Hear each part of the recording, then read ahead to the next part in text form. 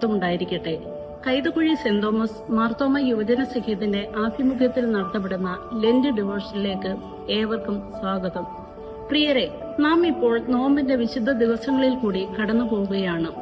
നോമ്പ് കാലം എന്നത് സ്വയം ശോധനയുടെയും ആത്മശുദ്ധീകരണത്തിന്റെയും അനുതാപത്തിന്റെയും സമയങ്ങളാണ്. ക്രിസ്തയേശുവിലേക്കുള്ള മടങ്ങി വരവ് നോമ്പിന്റെ അനിവാര്യതയാണ്. മുടിയനായ പുത്രൻ പിതാവിന്റെ ഭവനത്തിലേക്ക് മടങ്ങി വന്നതുപോലെ ദൈവഭവനത്തിലേക്കും പിതാവിന്റെ സംസ്കാരത്തിലേക്കുമുള്ള മടങ്ങിപ്പോക്കാണ് നോമ്പ്.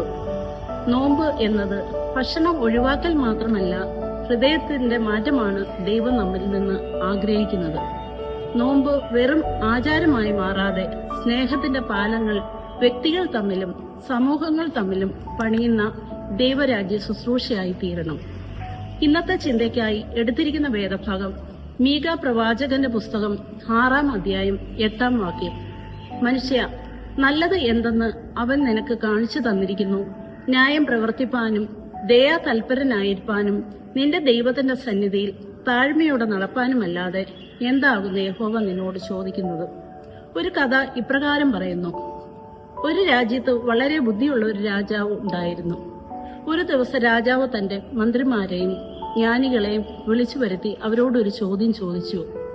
ദൈവത്തെ സന്തോഷിപ്പിക്കാൻ മനുഷ്യൻ എന്താണ് ചെയ്യേണ്ടത്?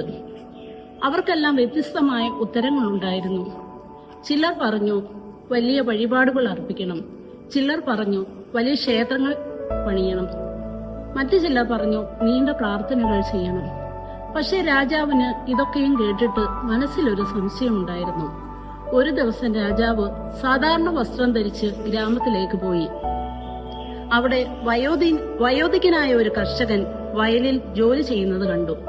രാജാവ് അവനോട് ചോദിച്ചു, ദൈവത്തെ സന്തോഷിപ്പിക്കാൻ മനുഷ്യൻ എന്തു ചെയ്യണം? കർഷകൻ ചെറിയൊരു പുഞ്ചിരിയോട് പറഞ്ഞു, രാജാവേ, ഞാൻ വലിയ ജ്ഞാനിയല്ല. പക്ഷെ ഞാൻ ജീവിതത്തിൽ 3 കാര്യങ്ങൾ പഠിച്ചു. ഒന്നാമത് എപ്പോഴും നീതി ചെയ്യണം, ആരെയും വഞ്ചിക്കരുത്. രണ്ടാമത് എല്ലാവരോടും കരുണ കാണിക്കണം, ബുദ്ധിമുട്ടുന്നവരെ സഹായിക്കണം. മൂന്നാമത് ദൈവത്തിനു മുന്നിൽ വിനയത്തോടെ നടക്കണം. എല്ലാം ദൈവം തന്നെയാണ് കൊടുക്കുന്നത് എന്ന് ഓർക്കണം. രാജാവ് അത് കേട്ടു അതിശയിച്ചു. അവൻ മനസ്സിലാക്കി, ദൈവം മനുഷ്യരിൽ നിന്ന് ആഗ്രഹിക്കുന്നത് വലിയ കാര്യങ്ങളല്ല, നല്ല ഹൃദയമാണ്. അത് തന്നെയാണ് മീക പ്രവചനം 6:8 പറയുന്നത്. നീതി പ്രവർത്തിക്കുക, കരുണയെ സ്നേഹിക്കുക, ദൈവത്തോടു കൂടെ വിനയത്തോടെ നടക്കുക. ഈ കഥ നമ്മെ പഠിപ്പിക്കുന്നത് ദൈവം നമ്മുടെ പുറമേയുള്ള ഭക്തിയോ വലിയ വഴിപാടുകളോ അല്ല നോക്കുന്നത്, ദൈവം നമ്മുടെ ഹൃദയത്തെയാണ് നോക്കുന്നത്. നോമ്പ് കാലത്ത് നമ്മൾ നമ്മോട് ചോദിക്കേണ്ടത്, ഞാൻ നീതിയോടെ ജീവിക്കുന്നുണ്ടോ? ഞാൻ മറ്റുള്ളവരോട് കരുണ കാണിക്കുന്നുണ്ടോ? ഞാൻ ദൈവത്തോടുകൂടെ വിനയത്തോടെ നടക്കുകയാണോ? നീതി, കരുണ, വിനയം ഇവയാണ് യഥാർത്ഥ ആത്മീയ ജീവിതത്തിന്റെ അടിസ്ഥാനം.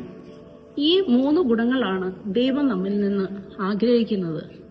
നമ്മുടെ നോമ്പ് വെറും ചടങ്ങായി മാറാതെ ജീവിത പരിവർത്തനമായി മാറട്ടെ. ദൈവം നമ്മെ നീതിയോടെ ജീവിപ്പാൻ, കരുണയോടെ പ്രവർത്തിക്കാൻ, വിനയത്തോടെ നടക്കാൻ കൃപ നൽകട്ടെ. അതിന് ദൈവം നമ്മളെ എല്ലാവരെയും സഹായിക്കട്ടെ.